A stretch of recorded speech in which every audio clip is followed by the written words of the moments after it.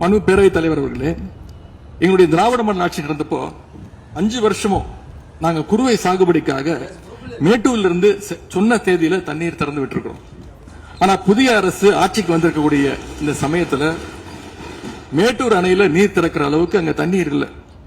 குறிப்பா ஜூன் மாசத்துல 9.91 டிஎம்சி தண்ணீரை தமிழ்நாட்டுக்கு திறந்து விடணும்னு காவிரி நதிநீர் மேலாண்மை ஆணையம் கர்நாடகாவுக்கு உத்தரவு போட்டது.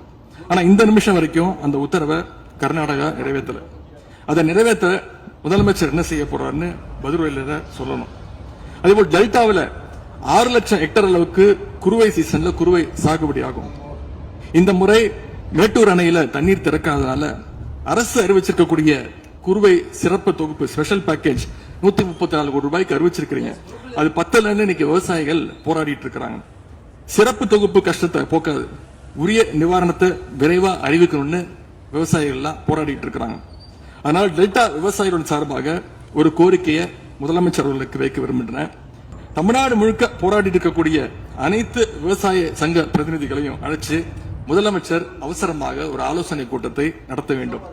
காலதாமதம் இல்லாம விரைவா அந்த கூட்டம் நடத்தப்பட வேண்டும்னு கோரிக்கை வைக்கிறேன். அவங்களுடைய கோரிக்கைகளை நிறைவேற்றி கொடுக்கிறதுக்கான அனைத்து நடவடிக்கைகளையும் அரசு எடுக்க வேண்டும். விவசாயிகளுக்கு இன்னொரு பெரிய பிரச்சனையும் ஏற்பட்டிருக்கு. தேர்தலுக்கு முன்பு நீங்க சொன்ன வாக்குறுதி 5 ஏக்கர் வரைக்கும் நிலம் வச்சிருக்கிற விவசாயிகளுக்கு முழுமையான பயிர்க்கடி தள்ளுபடின்னு நீங்க தான் சொன்னீங்க. ஆனா விவசாயிகளை இன்னைக்கு சிறு குறு விவசாயிகள்னு பிரிச்சு அதுலயே நிறைய ஸ்லாப்ஸ் ஏற்படுத்தி வச்சிருக்கிறீங்க. 1 லட்சம் அளவுக்கு கடன் வாங்கி இருந்தா 5000 ரூபாய் வரைக்கும் தான் தள்ளுபடி கிடைக்கும் அப்படின்ற நிலைமையை இன்னைக்கு உருவாக்கி இருக்கீங்க.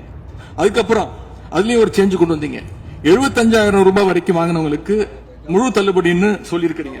இப்போ அதுல இன்னொரு சேஞ்ச் என்னன்னா, ஒரே குடும்பத்தில் உள்ள 3 நபர்கள் வரை கடன் பெற்றிருந்தாலும் தற்போது ஒரு குடும்ப அட்டைக்கு ஒரு வேளாண் கடன் மட்டுமே தள்ளுபடி செய்ய அரசாணை வழங்கப்பட்டிருக்கு.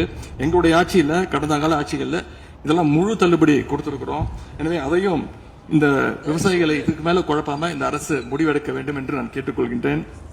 அரசினுடைய இந்த ஏமாற்று அறிவிப்பை கண்டிச்சு போராட்டம் நடத்தின விவசாயிகள் மேல தடியடியும் நடத்தியிருக்கீங்க. தேர்தல் பிரச்சாரத்தின் போது முதலமைச்சர் சொன்னாரு, எனக்கு இன்னொரு ஜென்மம் இருந்தா நான் விவசாயியா பிறக்கணும்னு ஆசைப்படுறேன்னு முதலமைச்சர் சொல்லியிருக்கிறார். ஆனா இன்னொரு பக்கம் விவசாயிகள் மேல தடியடியும் நடத்தியிருக்கீங்க. விவசாயியா பிறக்க இன்னொரு ஜென்மம்லாம் தேவையில்லை, எப்ப நினைச்சாலும் போய் விவசாயி ஆயிடலாம். ஆகவே வெற்று வார்த்தைகளால விவசாயிகளை ஏமாத்தாம இந்த அரசு செயல்படணும்னு நாங்க விரும்பி கேட்டுக்கொள்கின்றோம்.